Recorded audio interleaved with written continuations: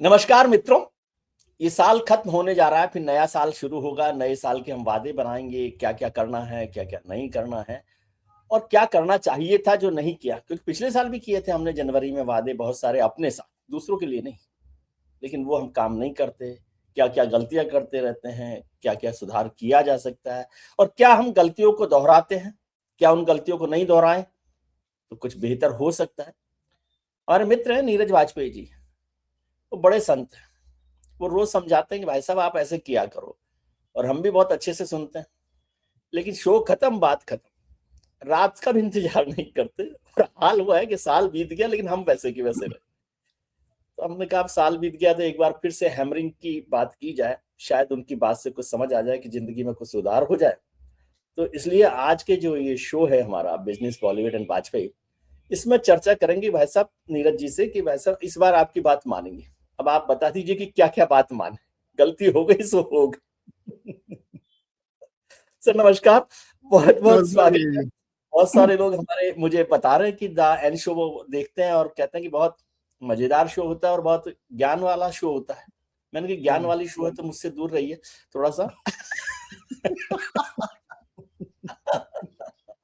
लेकिन हम तो मोटी मोटी बात समझने वाले लोग हैं। और हम्म। आप जैसे कहते रहते हैं कि भाई आप गलतियां बहुत करते हैं, हम्म। मतलब इसका मतलब यह है कि कुछ तो कर ही रहे हैं हम। हम्म। ये समझ के कर देते हैं। क्योंकि हमारे एक गुरुजी ने समझाया था कि गलतियां केवल वो आदमी नहीं करता जो कुछ नहीं कर रहा। तो हम हम्म। इसी बात पे खुश हैं आज कि हम कुछ कर रहे हैं तो। कुछ कर रहे हैं। अब की बार पक्का वादा करते हैं आपसे कि आप जो हम्म। कहेंगे वही करेंगे। अब गलतियां नहीं करेंगे। एक शेर के साथ मैं शुरू करना चाहूंगा। क्या? तेरे वादे पे जिए हम, ये जान झूठ जाना कि खुशी से मर न जाते अगर एतबार होता। तो गालिब साहब ने बहुत अच्छी बात कही है कि मुझे अगर एतबार होता तो मैं खुशी से मर जाता। मुझे पता वही है कि कहते आप फिर गलतियां करेंगे। हैं। हजारों सालों से, सैकड़ों सालों से, दशकों से सेम है। हम हमेशा एक ही तरह की गलतियां बार बार करते हैं। पूरा समाज करता है, हर इंडिविजुअल करता है, इंक्लूडिंग अस। तो आज मेरे दिमाग में ख्याल आया कि एक बार रिवीजन करा दिया रिवीजन जाए। कर लिया एग्जाम से पहले रिवीजन होता है, खाली नई कोई बात हम लोग कभी नहीं बता सकते, क्योंकि मेरा मानना है कि शून्य के बाद आविष्कार हुआ ही नहीं है। सब लोग एक दूसरे का ज्ञान लेते हैं, लेकिन रिवीजन बड़ा इंपॉर्टेंट होता है। जी। परीक्षा पास करने के लिए रिवीजन करना बहुत जरूरी है। तो वो रिवीजन ये है विजय जी कि हम लोगों की जो ये कोशिश है इस शो के जरिए कि लोगों को थोड़ा सा सबल बनाया जाए, उनको स्वावलंबी बनाया जाए, आत्मनिर्भर बनाया जाए। सरकारी वाला नहीं है, मैं प्राइवेट आत्मनिर्भर की बात कर रहा हूँ कि आप खुद पे यकीन करें और खुद अपनी जर्नी को बढ़िया बनाएं। तो उसमें फिर वही बात आती है कि पैसा हाथ का मैल नहीं, चेहरे की रौनक है। ये मेरी कविता है। वाह, क्या बात। आप पैसे को हाथ का मैल मत मानिए, ये चेहरे की रौनक है। पैसे से बहुत काम होते हैं। काम होता है और रौनक बनी तो रहती है। दौलत बनी रहती है और रौनक बढ़ती भी जाती है, ग्लो करती है। आप देखिए ना, मतलब जिनके पास पैसा उनका चेहरा पिंक होता है। गरीब आदमी बेचारा चेहरे की झुलसियां आ जाती है। अच्छा, मैं तो समझा कि आप ये जो आपके जो चेहरे पे रौनक है वो कोई उसकी है, मॉइस्चराइजर या क्रीम की, फेस क्रीम की। अब समझ आई बात। वो महंगा वाला मॉइस्चराइजर खरीदने के लिए पैसे चाहिए। देखिए, एक आता है 100 रुपए का डीओ, जी। है ना, करोल बाग में या सरोजनी नगर में या मुंबई के दादर मार्केट में 100 रुपए का भी मिल डीओ मिलता है। और एक होता है 2 लाख रुपए की सीसी ऊद वूद की। तो अगर 2 लाख वाला परफ्यूम खरीदना तो आपको उसके लिए पैसे खरीद मतलब जुगाड़ करने पड़ेंगे, मेहनत करनी पड़ेगी। तो हम चाहते हैं कि आप 2 लाख वाला ऊद का सेंट लगाएं, ना कि जी। 100 रुपए वाला डीओ। जी। तो वो 2 लाख रुपए कैसे कमाए, इस पर हमारा फोकस रहता है, लोगों को एजुकेट करने का। तो हम सब विजय जी कहीं ना कहीं निवेश करते हैं, बचत करते हैं, जो जिसकी सामर्थ्य है। मैं उस प्रश्न पे बाद में आऊंगा कि कितना करें तो कितना, ये एक बहुत ही सब्जेक्टिव डिबेट है। जी। ऑब्जेक्टिव डिबेट ये है कि बचत निवेश हर आदमी कर रहा है अपनी सामर्थ्य के हिसाब से, और जो नहीं कर रहा वो शो देख के तुरंत करना शुरू कर दे, गलती ना करे वो। तो जब आप निवेश करते हैं तो आम तौर पे ट्रेडिशनली हमारे यहाँ बड़े बुजुर्ग बताते, किसी ने सोना खरीद लिया, किसी ने चांदी में या फिक्स डिपॉजिट कर दिया, पोस्ट ऑफिस में लगा दिया। वक्त बदला, समय बदला, तो नए नए इंस्ट्रूमेंट आए निवेश करने के लिए, तो शेयर मार्केट में भी निवेश करने लगे। आर्ट में बहुत निवेश होता है, लोग पेंटिंग बहुत खरीदते हैं। अब तो बिटकॉइन में भी आ गया है निवेश, वहां भी करते हैं बहुत। इनको हम लोग बोलते हैं एसेट। ये अनेक अलग अलग चीजें एसेट्स हैं, इसी को एसेट क्लास बोलते हैं। तो निवेश की जर्नी में आप आगे अच्छा कर सके, इसके लिए जरूरी है कि आप अपने निवेश को अलग अलग हिस्सों में बांटें। सारा पैसा एक जगह नहीं डालें कि खाली सोना खरीद रहे हैं या खाली एफडी कर रहे हैं, खाली मार्केट में, या केवल बिटकॉइन या केवल पेंटिंग ही खरीद रहे हैं, ये गलत है। या केवल जमीन खरीद रहे हैं, वो भी गलत है। इसको बोलते हैं एसेट एलोकेशन, कि आप अपने एसेट को अलग अलग लगाते हैं। इसमें एक और आता है, भारत को भी अगर आप एक पूरा एसेट मान लें, तो आप विदेश में भी निवेश करें, वो भी एक एसेट एलोकेशन होता है। डाइवर्सिफाई करते हैं। क्यों करना होता है ऐसा? क्यों करें हम खाली सोना ही क्यों ना खरीदें? उससे आप अपना रिस्क कम करते हैं और रिटर्न बेटर करते हैं। किसी एक चीज में जब निर्भरता आपकी ज्यादा है तो आप बहुत रिस्क ले रहे हैं।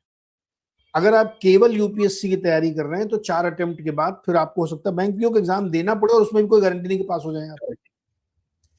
लेकिन अगर आप 2-3 व्यवस्था करके चल रहे हैं कि वहां अगर नहीं सक्सेस हुआ तो हम किसी कॉलेज में लेक्चरर प्रोफेसर हो जाएंगे, या साथ में एलएलबी कर रहे हैं तो हाईकोर्ट में प्रैक्टिस शुरू कर देंगे, ये इसको बोलते हैं हेज करना, कि आप अपने रिस्क को मिटिगेट कर रहे हैं। क्योंकि एक जगह कंसंट्रेशन की गारंटी तो है नहीं कहीं पे। तो वैसे ही वेल्थ क्रिएशन की जर्नी में भी होता है कि आप अपने को रिस्क एवर्स करने के लिए तरह तरह के इंस्ट्रूमेंट में पैसे डालते हैं। और पूरे जीवन की जर्नी सर, फिलोसफिकली रिस्क को कम करना है जी। आप अपनी पूरी लाइफ में, पूरी जिंदगी में रिस्क को मिनिमाइज करते रहते हैं, और तभी आपकी लॉन्जिविटी बढ़ती है। आप लंबे समय तक हेल्दी रहते हैं, वेल्दी रहते हैं और सफल रहते हैं। जितना रिस्क आप कम कर ले गए, रिस्क हमेशा है, तो उस रिस्क को कम करने के लिए एसेट क्लास अलग होते हैं। तो इसको बहुत अच्छे से डिवाइस किया गया है हिस्टोरिकली, यानी बैक टेस्टिंग करके, कि पिछले 100 साल, 200 साल, 300 साल का डेटा निकाला गया कि किस एसेट क्लास में कितना रिस्क है और कितना रिटर्न है। तो जब ये पूरी स्टडी की फाइंडिंग आई तो उससे ये निकल के आया कि जहां पे रिस्क ज्यादा वहीं पे रिटर्न भी ज्यादा है, और जहां रिस्क नहीं वहां रिटर्न नहीं है। तो एक बैलेंस की हमें जरूरत है कि हमको रिटर्न भी चाहिए, रिस्क भी कम चाहिए। अब यही बैलेंस बनाना है आपको। तो जो भी व्यक्ति अपने इन्वेस्टमेंट की जर्नी शुरू कर रहा है, उसको 3 तरह के मेन एसेट क्लासेस हैं, उसमें पैसे डालने चाहिए। एक, उसको शेयर मार्केट में पैसे डालने चाहिए, क्योंकि जहां ज्यादा रिस्क है वहां रिटर्न भी बहुत ज्यादा है। किसी भी एसेट क्लास से ज्यादा रिटर्न वहां मिलता है। दूसरा, उसको कुछ पैसा गोल्ड और सिल्वर में डालना चाहिए, क्योंकि वो रियल करेंसी है और वो बहुत सेफ्टी देती है, और आपको एक वेल्थ इफेक्ट होता है कि आपके पास एक बहुत मजबूत चीज और टेंजिबल है, उसको आप घर में रखते हैं, छू के देख सकते हैं। तीसरा होता है कि आप बैंक में, जो जिसको हम लोग डेट इंस्ट्रूमेंट बोलते हैं, एफडी जिसको सरल भाषा में कहे, तो आप एक वो भी करें। तीनों के नेचर अलग अलग है। गोल्ड में क्या है, मैक्सिमम सेफ्टी है और कैपिटल इरोजन बहुत ही कम है, लगभग जीरो है। उसमें कैपिटल इरोड नहीं होती, ना बढ़े वो चलेगा, लेकिन कैपिटल आपकी प्रोटेक्टेड रहती है। डेट में, यानी जब एफडी आप करते हैं तो उसमें एकदम पता है कि 7 साल बाद इतना ही होगा, उसमें कोई चमत्कार नहीं हो सकता, लेकिन वो कुछ भी। गारंटी भी है। वो एक तरीके से नियर गारंटी, हालांकि वो बैंक डूब जाता तो आजकल खाली 5 लाख रुपए की गारंटी, ये भी समझ लीजिए आप लोग जो सुन रहे हैं। 1 करोड़ के पैसा लगा रखा तो 5 लाख की गारंटीड है उसमें। लेकिन ऐसा हाँ। होता नहीं कि हमारे यहाँ बैंक को आरबीआई आज बहुत से मुझे तो अभी 2 दिन पहले की लंदन की बर्थडे पार्टी याद आई। बिल्कुल बिल्कुल। तो इसमें नियर गारंटी का रिटर्न है, और रिस्क बहुत ही कम है या जीरो रिटर्न रिस्क है, लेकिन इसमें रिटर्न भी उतना ही है आपको, और उसमें टैक्स भी बहुत भयानक लगता है। जी। तीसरा जो आपका आइटम है इक्विटी, जिसको ये शेयर बोलते हैं हम लोग, वहां पे रिटर्न बहुत ज्यादा है तो रिस्क भी ज्यादा है, और वहां टैक्स का एडवांटेज, अभी तीनों में टैक्सेशन भी हम लोग देख लेते हैं। और चौथा जो आजकल ये बिटकॉइन वगैरह चलने लगे, इसमें मेरा निवेदन है कि बिल्कुल दूर रहें इससे, क्योंकि इसको लेकर के जो सॉवरेन गारंटी नहीं है, अंडरलाइंग एसेट नहीं है, इसलिए ये रिस्क बहुत है। आप बहुत लालायित हो सकते हैं, ललचा सकते हैं, लेकिन कृपा करके इससे फिलहाल दूर रहिए। आप, आपके लिए नहीं है वो। टैक्सेशन का बहुत बड़ा फर्क पड़ता है। आप जितना कमा रहे हैं उसमें सरकार कितना ले जा रही है, वो भी रिटर्न पे फर्क पड़ता है। रिटर्न तो अगर आपने फिजिकल गोल्ड खरीद रखा है तो उस पर तो आपका जो स्लैब वाइज टैक्स लग सकता है कैपिटल गेन्स में, लेकिन ईटीएफ आपने ले रखा तो इक्विटी के बराबर लगता है। लॉन्ग टर्म 20% और शॉर्ट टर्म 20% और लॉन्ग टर्म 12.5%, तो वहाँ टैक्स कम है। एफडी में आपका स्लैब वाइज रेट लगता है, आप जिस स्लैब में होंगे उतना ही रिटर्न लगेगा। तो जहां पे ज्यादा सेफ्टी वहां टैक्सेशन भी ज्यादा है, जहां रिस्क ज्यादा वहां टैक्स भी कम है और रिटर्न भी ज्यादा है। तो अपने पैसे को ऐसे डिवाइड करिए आप, तो ओवरऑल जो आपका रिटर्न बनेगा वो ज्यादा बनेगा। इसका फार्मूला एक डिवाइस किया गया, ये बदल सकता है कि जनरली ये माना जाता है कि आप कम से कम 10 से 15% गोल्ड में डालें और 10 से 15% आप फिक्स डिपॉजिट में डालें, तो लगभग आपका 25 से 30% उधर चला जाएगा। बाकी जो आपका 70-75 बढ़ता है वो आप इक्विटी में डालें। तो ज्यादा रिस्की एसेट में आपने ज्यादा डाला तो वहां पे रिटर्न ज्यादा बनेगा, और इधर सेफ्टी नहीं, तो दोनों मिला के एवरेज रिटर्न आपका किसी भी एक एसेट क्लास से ज्यादा होगा। मैथमेटिकल है ये। जी। अब क्या हर आदमी को ऐसा करना चाहिए? प्रश्न ये है कि कोई भी आदमी क्या यही फॉर्मूला लगाए या इसमें फर्क होना चाहिए? तो इसमें उम्र का एक बहुत बड़ा फैक्टर है जो कि ज्यादातर लोग मिस करते हैं। एज आपके लिए सबसे इंपॉर्टेंट चीज है, वही आपके रिस्क को मिटिगेट करती है। अगर आप एकदम यंग हैं तो ये फॉर्मूला आपके लिए बहुत अच्छा, और आप इसमें इक्विटी पोर्शन और बढ़ा सकते हैं कि हम गोल्ड में केवल 5% ही डालेंगे, डेट में 10% डालेंगे और 85% इक्विटी में डालेंगे। लेकिन अगर आपकी एज ज्यादा हो गई है और आप 50 साल के हो गए हैं तो ये फॉर्मूला एकदम उलट जाएगा, फिर डेट में ज्यादा चला जाए क्योंकि आपको गारंटी चाहिए, गोल्ड में ज्यादा जाएगा, इक्विटी में कम जाएगा क्योंकि रिस्क नहीं ले सकते। Age is not in your side now. तो ये फार्मूला एज के हिसाब से डिवाइस किया जाता है। जो एडवाइजर होते हैं वो आपकी उम्र को, आपके रिस्क प्रोफाइल को देख के करेंगे। फिर इसमें काफी चीजें आती हैं कि आपके ऊपर लाइबिलिटीज क्या है, आप कितना रिस्क ले सकते हैं। मान लीजिए कोई 50 साल का आदमी है, उसकी कोई लाइबिलिटी नहीं है, उसको खाने पीने की कोई चिंता नहीं, उसको भरपूर संपदा है, तो अपनी पूरी इक्विटी में लगा सकता है। उसको क्या रिस्क है, जीरो भी हो जाए तो नहीं है। लेकिन वो रेयर केस में होता है, तो इसलिए एज को फैक्टर रख के हम लोग रिस्क का ये फॉर्मूला बनाते हैं। तो अगर कोई व्यक्ति ये कर रहा है तो उसको उसका एक बेटर रिटर्न हमेशा मिलेगा। जी। आप जो बात बिल्कुल ठीक कह रहे हैं, जैसे हम लोग लाइफ में यहाँ पर पढ़ा करते थे कि भाई don't put your all eggs in one basket, वो तो ठीक है। लेकिन जब आप जो ज्ञान दे रहे हैं वो पॉलिसी ऑफ पैराडॉक्स नहीं है। आपने कहा कि हम शुरू करते हैं कि रिस्क कम से कम हो लाइफ में, या रिस्क मैनेज करने के लिए हम सारी काम कर रहे हैं, और फिर आपने कहा जिसमें रिस्क है उसी में इश्क है, तो सारा फायदा वहां है। तो प्रभु ये क्या करें, रिस्क ले कि नहीं ले? नहीं, वेरी इंटरेस्टिंग क्वेश्चन, मुझे बहुत अच्छा लगा कि आपने ये क्वेश्चन पकड़ा। जनरली लोग इसको मिस करते हैं। जब हम लोग फाइनेंशियल प्लानिंग की तरफ ले जाते हैं लोगों को कि आप अपनी इन्वेस्टमेंट जर्नी शुरू करें, तो सबसे पहले एकदम बेसिक समझिए कि आप जो भी काम कर रहे हैं, आप नौकरी कर रहे हैं, आप बिजनेस कर रहे हैं, आप कोई भी काम कर रहे हैं, तो जो आपकी टेक होम सैलरी है, यानी महीने में जो आपके अकाउंट में आता है वही आपका है। पीएफ में गया और टैक्स कट गया और उससे वो छोड़ दीजिए, वो आपके हाथ की चीज नहीं है। जो महीने में आपके पास टेक होम सैलरी आई उसका 20% ही निवेश में जाएगा। 80% तो आप अपने खर्चों के लिए रखोगे ना, मकान किराया देना है, दवाई खरीदनी है, खाना खरीदना है, स्कूल की फीस देना, ट्रेवल के लिए पेट्रोल भराना, ये सब। तो 20% हम लोग हमेशा कहते हैं कि monthly 20% of your earning by any means take home salary should go into the investment. तो इसलिए जो आपका प्रश्न था वो मूलभूत से सिर्फ 20% पे आ गया। 80% तो हम आपका टच ही नहीं कर रहे हैं। और ये पूरा क्लासिफिकेशन उस 20% के अंदर का है कि उस 20% का 75% इक्विटी में डालना है। कैसे करें 20% को? कैसे? यस, तो वहां पे रिस्क नहीं आता है। दूसरा, आपका क्वेश्चन अभी भी वैलिड इसलिए है कि लाइफ में भी अगर आप देखें, जो रिस्क नहीं ले रहा है, एकदम रिस्क नहीं लेते, हम बहुत सेफ रहना चाहते हैं, तो आपका जीवन भी उतना ही साधारण होगा। अगर आप अल्ट्रा कंजर्वेटिव हैं कि मैं तो एकदम घर से निकलूंगा तो एकदम छाता लेके और गाड़ी में बैठ के और गया लौट आया, तो आपका जीवन वैसा ही होगा। फिर तो रिस्क तो आपको लेना पड़ेगा। रिस्क कितना आप मिटिगेट कर ले जाते हैं, सेफ कैसे कर लेते हैं, जी वो इंपॉर्टेंट है। तो रिस्क तो अब जैसे जॉब में लोग रिस्क लेते हैं, जो लोग जॉब हॉपिंग करते हैं, मेरी तो एक थ्योरी है कि शुरू की नौकरी के 5 साल खूब जॉब हॉपिंग करनी चाहिए। हर 6-6 महीने में नौकरी बदलो आप, क्योंकि तभी आपका बेस बड़ा होगा। आप नौकरी कर चुके हैं, हम कर चुके हैं, हमें पता है कि जी बेस बढ़ाने के लिए आपको जॉब हॉपिंग करनी पड़ेगी। जॉब शुरू हॉपिंग के 5 साल खूब करिए, तो आप रिस्क ले रहे हैं। लेकिन लीजिए, क्योंकि एज आपके साइड में है, एज सबसे बड़ा फैक्टर है। आप यंग हैं, आपके सामने दुनिया भी पड़ी है, तो शुरू में आप खूब रिस्क लेते हैं और लेना भी चाहिए।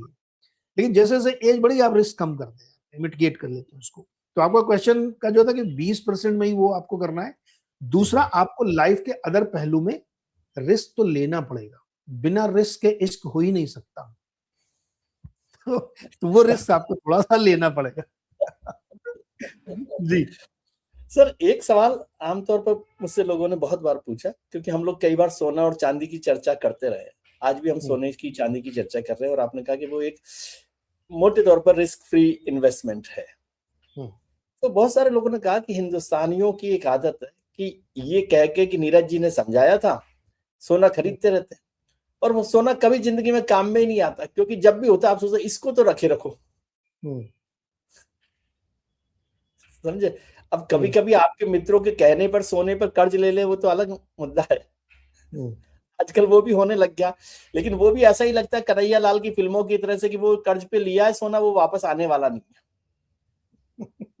तो ये जो सॉरी, हम तो गरीबों जैसी बातें करते हैं सर, आप हंसा मत बिल्कुल, कीजिए। बिल्कुल, बिल्कुल। जो है उसकी चिंता ये रहती है कि भाई बैंक में एफडी में मिला पैसा, उसको तो फिर भी तोड़ के कुछ काम में ले ली।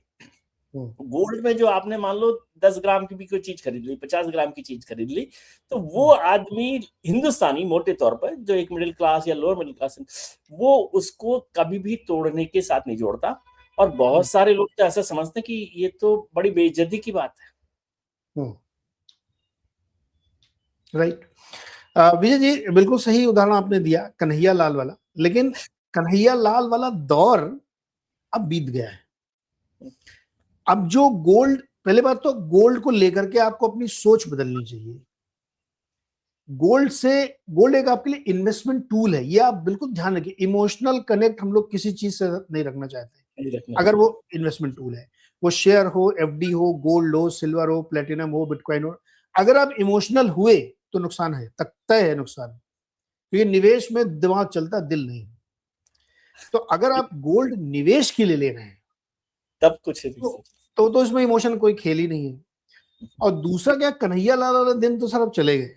अब बहुत ही वेल रेगुलेटेड गोल्ड लोन कंपनियां हैं कि आप वहां जाते हैं, लोन लेते हैं, 75 मतलब टोटल वैल्यू का 75-80% आपको लोन मिल जाता है, और उसकी ब्याज दर भी काफी कम है। तो जैसे आप पर्सनल लोन लेते हैं, जैसे आप गाड़ी का लोन लेते हैं, वैसे ही आप गोल्ड लोन लेते हैं। तो आप पूरा लोन चुका दीजिए, आपका सोना पूरा एज इट इज वही मिलेगा, वो पिघला के नहीं रखा जाता, सेम चीज आपको वापस मिल जाएगी। तो वो रिस्क तो नहीं है। एक रिस्क अभी है इसमें इमोशनल, कि गोल्ड लिया यार, गोल्ड बेचेंगे तो बेइज्जती हो जाएगी, अरे घर का सोना चांदी बिक गया, ऐसा समझता है इमोशन है इसमें। लोगों को लगता है कि गोल्ड अगर बिकने लगा मतलब आप एकदम बर्बाद हो गए हैं, कुछ नहीं बचा है, कुछ नहीं बचा, घर के बर्तन बिकना चालू हो गए तो गोल्ड बिकने लगा। ये जो मानसिकता है ना, ये धीरे धीरे चेंज करनी भी चाहिए और हो भी रही है, क्योंकि गोल्ड को आप एक टूल की तरह इस्तेमाल कर रहे हैं। तो अगर मान लीजिए आपने कोई सोना फिजिकल फॉर्म में खरीदा, तो आपको इमोशन ज्यादा होगा, रोज उसको रात में सोते समय देख सकते हैं कि देखिए मेरे पास ये गोल्ड का सिक्का है एक। अब उसका एक तोड़ आ गया है, ईटीएफ। आप गोल्ड का ईटीएफ खरीदिए, उससे आपको कैसे प्यार होगा, वो तो एक्सचेंज में आपके पास है ही नहीं, और वो एकदम फॉर्मेट है। देखिए, एक बहुत अच्छे इकोनॉमिस्ट ने बहुत अच्छी बात कही कि जब आप अपने पर्स से पैसा निकाल के खर्च करते हैं तो आप कंजूस हो जाते हैं।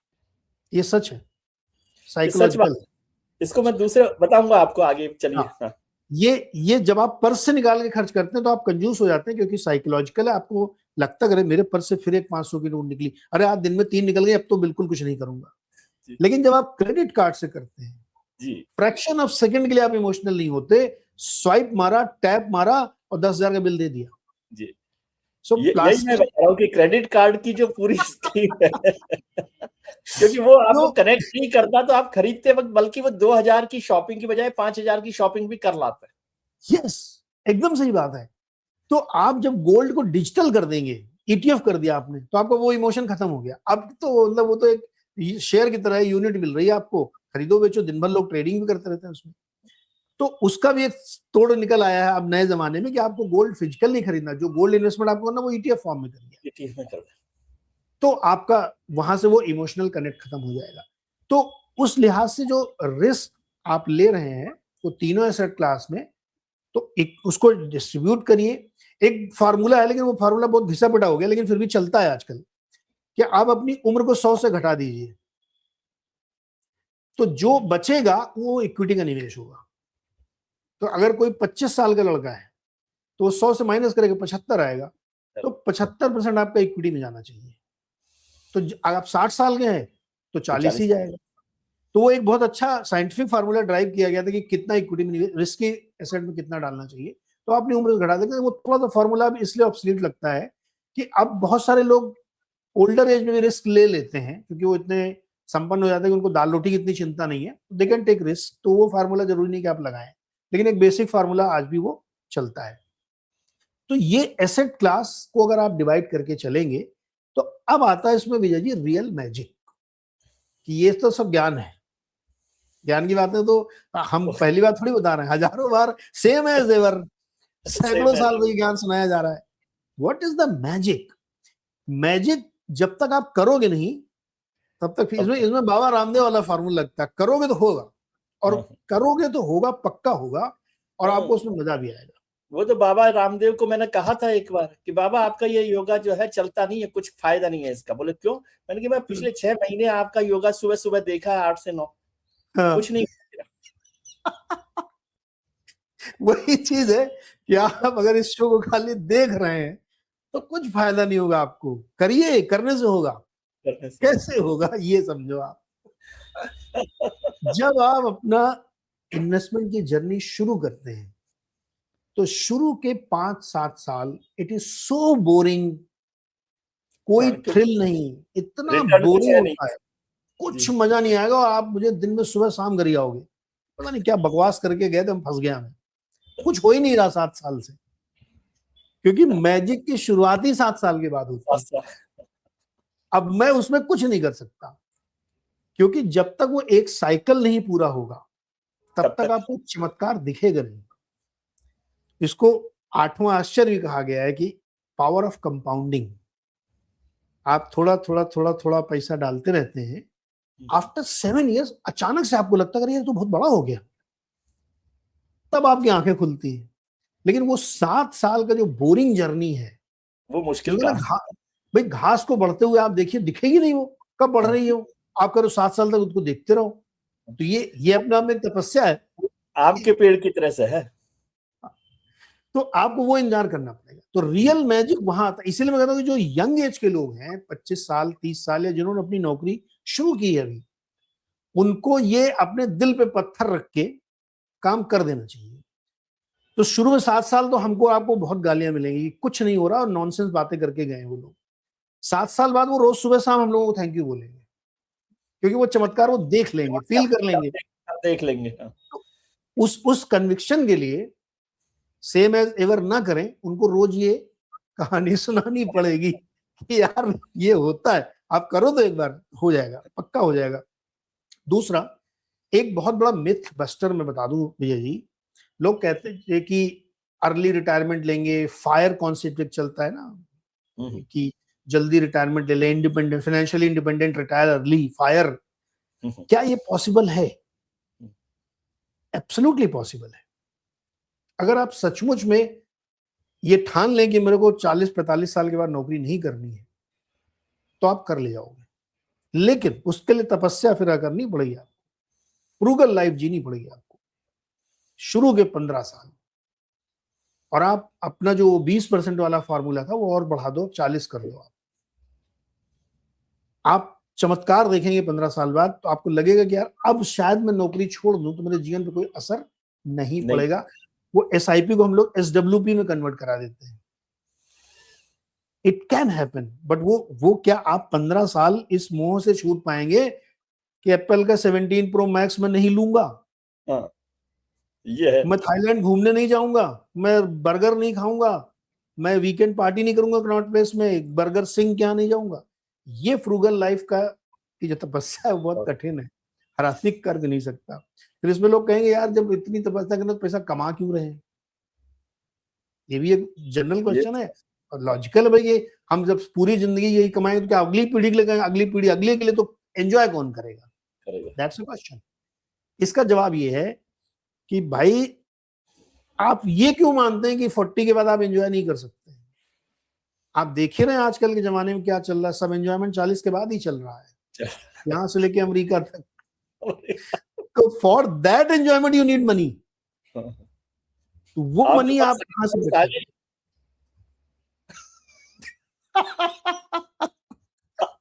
तो ये मैं सोचो कि मैं 35-40 का हो गया तो अब मैं एंजॉय की लाइफ खत्म हो गई। रियल एंजॉय तभी शुरू होता है, सेकंड चाइल्डहुड तो 40 के बाद ही शुरू होता है। वो तपस्या आपको करनी पड़ेगी और वो कर सकते हैं। अगर अर्ली रिटायरमेंट होना नहीं होना तो फिर आप पहले दिन से ही पार्टी करो, उसकी क्या दिक्कत है। So this is the investment journey and how to do it. लेकिन ये बिना करे इसके गुजारा नहीं है, मतलब इसको करना, अपने मरने से स्वर्ग की प्राप्ति होती है, तो करना खुद ही पड़ेगा भाई। लेकिन क्या एक ऐसा बैरियर, ये बहुत आपने बहुत महत्वपूर्ण बात कही कि करने से ही होगा, लेकिन और जैसे आप कहते हैं कि गलतियां हम सेम एज एवर करते रहते हैं, कोई एक और ऐसा फार्मूला आप दे सकते हैं कि भाई चलिए ये रिस्क है, मतलब ये वार्निंग हो सकती है, या जैसे आप कह रहे हैं हैमरिंग हो सकती है कि नहीं देखिए ये नहीं किया तो ये होगा। एक तो आपने बताया करने से ही होगा, अब इसका एक उल्टा साइकिल भी हो सकता है, जो एक मेंटेलिटी होती है, ह्यूमन मेंटेलिटी, मैं समझता हूँ कि आप करने से ही होगा, वो कम समझ में आता है हमें। ये आप बताएं कि अगर नहीं करेंगे तो क्या होगा, तो शायद थोड़ा सा एक हैमरिंग और ज्यादा होती है हमारे को। हम लोग वो जो सुनते रहे ना, पाप किया तो वो गरम कढ़ाई में तेल में डाल डाल के आपको पकाया जाएगा, तो फिर डर लगता है पाप करने से। एग्जैक्टली, भय भय भाई फियर बहुत जरूरी है जीवन में, फियर बहुत जरूरी है। एग्जैक्टली, बहुत अच्छा सवाल है आपका। इसके बारे में मेरी एक वेल थॉट आउट थ्योरी है सर, बहुत ही, मतलब ये रैंडम क्वेश्चन आपने पूछ लिया, लेकिन ये मेरी बहुत well thought out research data based story है। नहीं गलत लग रहा है आपको सवाल? नहीं, ये एकदम सही सवाल है, ये सवाल लोग पूछते नहीं है, तो ये सवाल आपने पूछा इसके लिए थैंक यू आपको। ये मेरी बहुत प्रोफाउंड थ्योरी है कि जीवन के 2 फेज हैं। एक फेज में चप्पल घिसनी है, पहले या बाद में चॉइस आपकी, इसको कोई बदल नहीं सकता, दुनिया की कोई ताकत इसको रोक नहीं सकती। आपको तय करना है। आप पहले मजा लेना चाहते हैं कि बाद में, दोनों टाइम आप नहीं ले सकते। जो शुरू में संघर्ष करेगा वो बाद में ऐश करेगा, जो शुरू में ऐश करेगा वो बाद में संघर्ष करेगा। आप हमारे आपके अपने अड़ोस पड़ोस रिश्तेदारी में दोस्तों में देखिए कि जिन लोगों ने शुरू में ध्यान नहीं दिया अपने करियर पर, अपने इन्वेस्टमेंट पर, अपने फ्यूचर पे, वो उम्र के दूसरे पड़ाव में बहुत संघर्ष में जीवन जीते रहते हैं। उनके लिए घर बनाना, बच्चों को पढ़ाना, ट्रेवल करना बहुत कठिन हो जाता है। और जिन्होंने पहले कर लिया उनकी लाइफ हंकी डोरी, ये एकदम प्रूवन फैक्ट है। तो मैं तो हमेशा कहता हूं कि एक बार संघर्ष करना है, पहले बाद में, चॉइस इज योर्स। और उसकी न्यू, हम लोगों ने जब पेरेंटिंग का शो किया तो वहीं से शुरू हो जाती है, वहीं से हो जाती है। और उसमें भी किसी भी व्यक्ति के, चाहे वो लड़का हो चाहे लड़की हो, उसके जीवन के महत्वपूर्ण वर्ष हैं 9, 10, 11, 12। जब वो इन 4 कक्षाओं में होते हैं वहीं से तय हो जाता है आपका कि आप कैसा करोगे अपनी लाइफ में। तो पहले मजे ले लो तो बाद में संघर्ष करो। और वो संघर्ष विजय जी इतना कठिन होता है ना, बाद वाला संघर्ष ज्यादा मुश्किल होता है। हम लोग जितनी आसानी से समझा रहे हैं बातों में, वो जो आदमी फील कर रहा होगा वो कनेक्ट करेगा, तो उसको एक एक रुपए की वैल्यू पता होती है। कि आपको बच्चे की फीस भरनी है तो आपको संघर्ष करना है, मकान खरीदना तो संघर्ष करना, नौकरी बचानी है तो संघर्ष करना है। और आजकल तो जमाना ऐसा आ गया कि जैसे ही आप 45 क्रॉस करते हैं आपकी नौकरी में तलवार लटकने लगती है कि कभी भी आपको बोला जा सकता है थैंक यू। तो आप और एक चिंता में डूबे रहते हैं कि नौकरी भी बचानी है। आप कितने डिप्रेशन में रहते हैं ये आप सोच के देखिए। तो इसलिए पहले कर लो भाई, ज्यादा फायदे में रहोगे, क्योंकि बुढ़ापे में शरीर भी साथ नहीं देता है। बॉडी एजिंग का फैक्टर भी आपको, मतलब सोचो सेकंड हाफ में कितनी समस्याएं हैं। एजिंग का फैक्टर, बच्चे बड़े हो रहे हैं, रिस्पॉन्सिबिलिटी बड़ी हो रही है, ज्यादा संघर्ष जो है बड़ा मुश्किल है। पहले जो आप संघर्ष कर रहे हैं उसमें तो आपका संघर्ष कुछ नहीं है, सारी जिम्मेदारी तो माता पिता ले रखे हैं, आपको तो खाली मजे ले रहे हो आप। लाइफ भी संघर्ष आपकी कंफर्ट जोन में है, ठीक है। दरअसल उसको मैंने संघर्ष नाम दे दिया, वो संघर्ष है ही नहीं, बाद वाला रियल संघर्ष है। तो पहले कर लेने में बेटर है, वरना फिर वही हो ना, वो तेल की कढ़ाई में तले जाओ डर है। सेफ्टी कवर है, पहले वाले संघर्ष में तो सेफ्टी कवर आपके पास है ही, पूरा कवर है, आपको कोई चिंता नहीं है। आपकी सक्सेस या अनसक्सेस भी आधा क्रेडिट माता पिता को मिल जाता है आजकल, तो वो भी से आप बच गए। तो शुरू में आप संघर्ष कर लीजिए, वरना बाद में लाइफ बहुत टफ हो जाती है। और जिस तरह से आजकल महंगाई बढ़ रही है, जमाना खराब हो रहा है, तो उसमें कहा जाता है कि आप के गरीब होने और अमीर होने के बीच में एक मेडिकल बिल का फर्क है सिर्फ, बस बहुत खेल वहीं पे हो जाता है, खत्म हो जाता है। इतना इशारा लोग आराम से समझ सकते हैं कि आप कितने ज्यादा चैलेंजिंग टाइम में जाने वाले हैं। तो मुझे लगता है ये वाला उल्टी थ्योरी देके हम लोगों ने थोड़ा डरा भी दिया। बहुत अच्छा वार्निंग वाला दिया आप। एक चीज और सर, आपने जितना बताया उसमें एक चीज और होती है कि बहुत सारे लोग कहते हैं हम लोग कर रहे हैं, लेकिन हम जितना सेव कर रहे हैं, महंगाई जैसे बढ़ रही है या जो भी होता है, तो वो एक आइडिया लोगों को नहीं होता कि 25 साल बाद क्या चाहिए मुझे सेविंग में। तो इसका भी कोई आप फॉर्मूला कह सकते हैं या यही वाले फॉर्मूले से चल सकता है? नहीं, इसका एक फॉर्मूला है विजय जी। फॉर्मूला क्या है कि हमने बचाया लेकिन आज तो वो कुछ मायने का ही नहीं है। हाँ, उसका फॉर्मूला ये है कि जैसे आज हम कोई चीज बचा रहे हैं और हमको लगेगा 25 साल बाद उसकी कोई वैल्यू नहीं है, तो उसमें जो इन्फ्लेशन है ना, वो आपकी करेंसी को ईट कर रहा है, वो आपकी वैल्यू घटा रहा है। कि जो चीज आज आपको 100 रुपए मिल रही थी वो 1 साल बाद 105 रुपए की मिलेगी, क्योंकि 5% का एनुअल इन्फ्लेशन लगेगा उसमें। तो उसी 5% को आप डालिए। तो जो भी आप रिटर्न कमाना चाहते हैं, जो भी आप इन्वेस्टमेंट करते हैं, उसमें जो रिटर्न आपको मिलेगा वो इन्फ्लेशन से ज्यादा होना चाहिए, वो जोड़ कर करें। एग्जैक्टली अगर आप कहीं भी निवेश कर रहे हैं तो वहां का रिटर्न मिनिमम 12-15% होना चाहिए, क्योंकि जो 5-6% तो इन्फ्लेशन में चला जाएगा और 1-1.5% टैक्स में जाएगा, तो आधा ही बचेगा एक्चुअली। तो इसीलिए मैंने कहा ना कि कुछ रिस्की एसेट जहां पे आप मैक्सिमम रिटर्न ले सकते हैं मार्केट में, शेयर मार्केट में, वहां से आपका वो कवर हो जाता है। आप आज की तारीख में 7% की एफडी अगर आप कर रहे हैं तो एक्चुअली आपका 0 रिटर्न है, क्योंकि आप उसमें इन्फ्लेशन और टैक्स काट दीजिए तो आपको बचा क्या? कुछ भी नहीं बच रहा। तो एफडी 0, उसमें कुछ फर्क नहीं। 5-7 साल बाद जो आज आप एफडी करें उसकी वैल्यू उतनी होगी। तो आप ऐसी जगह डालिए जहां पे थोड़ा रिस्क तो है लेकिन रिटर्न बढ़ने की संभावनाएं ज्यादा है और हो जाता है। मतलब एक शॉर्ट टर्म में अगर आप 10-15 साल के लिए इन्वेस्ट करें तो उसमें मिल जाता है पैसा। तो इसलिए वो फार्मूला है कि इन्फ्लेशन बीटिंग रिटर्न होना चाहिए आपका, तभी 25 साल में आपका संतोषजनक पैसा मिलेगा, नंबर 1। नंबर 2, अगर आपको लगता है कि आपकी जिम्मेदारियां आगे बढ़ सकती है, आपकी लाइफ थोड़ी सी और हो सकती है, तो जो मैक्सिमम आप सेव कर सकते हैं, मैं यहाँ कोई फार्मूला नहीं दूंगा कि 20% कि 30%, जो भी आप अधिकतम जितना आप कर सकते हैं उतना करिए। आप 30% कर सकते हैं, 40, मान लीजिए हमारी सैलरी इतनी ज्यादा है कि हमारे मंथली खर्चे उतने है नहीं, तो आप 50% करिए ना, आप 50% सेव करिए ऐसे अलग अलग इंस्ट्रूमेंट्स में, तो फायदा मिलेगा। और रिटायरमेंट के लिए जो फायर का फॉर्मूला चलता है वो आजकल ये भी चलता है कि आपका एनुअल एक्सपेंसेस का 50 to 60 टाइम्स होना चाहिए आज जो आप खर्च, तो आप एक बेटर लाइफ उसी समय, मतलब सेम खर्चे विद इन्फ्लेशन। एसडब्ल्यूपी में एक बड़ी गड़बड़ लोग करते हैं कि एसडब्ल्यूपी तो बता दिया कि आपके पास 1 करोड़ है, आप हर महीने 50,000 रुपए निकाल लो, आपका काम चल जाएगा। गलत है ये, उसमें हर साल इन्फ्लेशन भी तो जोड़ो आप। तो वो तो 50,000 रुपए 5,000 रुपए हो जाते हैं बाद में जाके। हाँ, तो आज इस साल आपने हर महीने 50 निकाले तो अगले साल आपको 55 निकालने पड़ेंगे, क्योंकि इन्फ्लेशन भी जोड़ो आप उसमें। जी हाँ। तो वो कवर करने के लिए आपको 50 या 60 टाइम्स लेना पड़ता है। कुछ लोग एक वॉलपॉक नंबर बोलते हैं कि $1 million is more than enough for your retirement if you can collect, तो 8-9 करोड़ हुआ।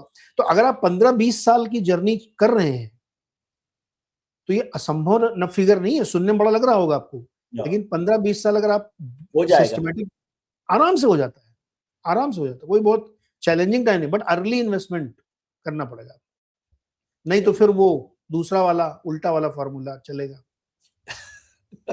चलिए सर, ये तो बहुत अच्छी बात आपने बताई है। मेरे ख्याल से आप कुछ लोग जो गलतियां करते रहे वो उसमें भी कुछ सुधार करेंगे, क्योंकि ये रिवीजन जो आपने किया है, रिवीजन का हमेशा फायदा होता है ना।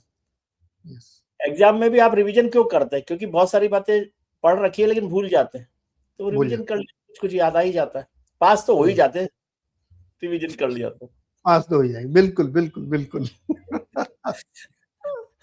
चलिए सर, अब क्या बात करें हम आखिर में स्टार्टअप को लेकर, क्या आप यस, आज एक बहुत ही मजेदार दिलचस्प स्टोरी है। वो सबने आपने ब्रांड सुना होगा थियोब्रोमा का, हम्म, जो बहुत अच्छा एक बेकरी है जहाँ पे बहुत देखिए अच्छी प्रोडक्ट मिलते हैं। तो कायनाज नाम की एक शेफ थी जो ओबराय होटल में काम करती थी 2004 में। तो एक दुर्घटना में उनका एक्सीडेंट हुआ और वो काफी समय तक बेड रिडन थी, तो उनको बोला गया कि आप खड़े होकर के काम नहीं कर सकती। तो शेफ का काम तो स्टैंडिंग का ही है, बैठ के तो करता नहीं हूँ। तो उनको बहुत झटका लगा कि मैं शेफ का काम नहीं कर सकती घर पर नहीं, लेकिन उनके घर वालों ने बहुत सपोर्ट किया। तो उन्होंने और उनकी बहन टीना ने, दोनों कायनाज और टीना ने मिलकर 2004 में एक छोटी सी बेकरी खोली मुंबई में, कोलाबा में। और उसमें यही सब पेस्ट्री और जो डिशेस 5 स्टार में बनती थी उन्होंने वो बनाना शुरू किया। तो चूंकि वो खुद शेफ थी, उनको एटिकेट्स मालूम थे, उनको तरीके मालूम थे, तो बहुत, जैसे होता नहीं कि एक बहुत ही बुटीक टाइप का रेस्टोरेंट था और वो खूब रिस्पॉन्स अच्छा मिल रहा था। लेकिन इतना ही काफी नहीं होता ग्रोथ के लिए, तो काफी लंबे समय तक वो ऐसे ही चलता रहा। तो उनको लगा कि ऐसे तो हमारा काम चलेगा नहीं, उसको बड़ा करना चाहते हैं। यहाँ पे वो खेल हुआ जिसकी स्टोरी हम लोग सुनाते हैं। तो उनको ये आइडिया आया या सुझाव मिला लोगों ने कि आप एक तो इसमें प्रोफेशनल मैनेजमेंट लाइए, क्योंकि आप नहीं कर सकते उतना, तो और दूसरा इसको एक्सपेंड करिए फंडिंग के थ्रू। तो उन्होंने लोन लिया 5 करोड़ का और प्रोफेशनल लोग रखे 2014 में। मतलब 4 से 14 इतनी लंबी जर्नी उन्होंने अकेले कर ली। वहां जब उन्होंने ये लाए तो बहुत तेजी से एक्सपेंड हुआ, स्टोर खूब खोले, और चूंकि लोगों ने पसंद किया। तो हमेशा हम लोग बिजनेस में एक बात कहते हैं कि स्केलेबिलिटी इज मोस्ट इंपॉर्टेंट। हमने आपको एक बार कीर्ति वड़ा पाव की कहानी सुनाई थी, वो बेचारा एक ही जगह बेच रहा है जबकि बहुत अच्छा वड़ा पाव है, एक्सपेंड नहीं कर रहा वो। तो इन्होंने जैसे एक्सपेंड किया तो सबको बहुत पसंद आया और सबने बहुत लाइक किया उसको। फिर उसी आईसीआईसीआई बैंक ने, जिसने उनको लोन दिया था, उसने इनके ऊपर भयंकर निवेश कर दिया। आप सोचिए, आप देखिए किस्मत वाह, कहां से खुल सकती है कि जो आपको लोन दे रहा था उसने कहा नहीं तो बहुत अच्छा, हम निवेश करेंगे। अभी इन्वेस्ट उन्होंने करते हैं। अब इन्वेस्ट कर दिया। जब उन्होंने इन्वेस्ट किया तो 100 करोड़ से ज्यादा का इन्वेस्टमेंट फंड आ गया। तब फिर दिन दूनी रात चौगुनी इसने ग्रो किया और करीब 370 स्टोर पूरी जगहों पर खुल गए। और इतना बढ़िया सक्सेसफुल हुआ क्योंकि फ्रेश मिलेगी आपको, क्वालिटी मिलेगी आपको, और एक बुटीक का जो सेंस होता है ना कि बहुत एक स्पेशलाइज जगह पे आप पेस्ट्री केक या क्रोसों खाने जा रहे हैं, तो मजा आया आपको। और ये हाईली सक्सेसफुल बिजनेस हो गया। 400-500 करोड़ का रेवेन्यू क्रिएट कर रही हैं वो। और अब तो शायद हमें सुनने की बात चल रही है, आगे जाते हुए लिस्टिंग की भी तैयारी हो सकती है या और तमाम एक्सपेंशन होंगे। तो ये स्टोरी का मोरल ऑफ द स्टोरी क्या है कि आप गिव अप नहीं करते हैं। आप बेड रिडन हो गए थे लेकिन उसके बावजूद आपने उठ के इसको काम को किया। प्रोफेशनलिज्म बहुत जरूरी है बिजनेस को एक्सपेंड करने में, और स्केल करिए आप, तब चीजें हो पाएंगी। और चौथा, जो आपकी अपनी खूबी थी कि आप हाईली उसको प्रोफेशनल और क्वालिटी माल रखा आपने, तो उसको बस बनाए रखिए। बिजनेस में इससे ज्यादा बिजनेस में क्या चाहिए। तो स्टोरी यहाँ पे इसकी ये, थियोब्रोमा एक बहुत ही रिस्पेक्टेड बढ़िया ब्रांड है यहाँ। ये तो बहुत बढ़िया कहानी सुनाई, और ये कहानी हो गई icing of the cake, icing on the cake. Yes.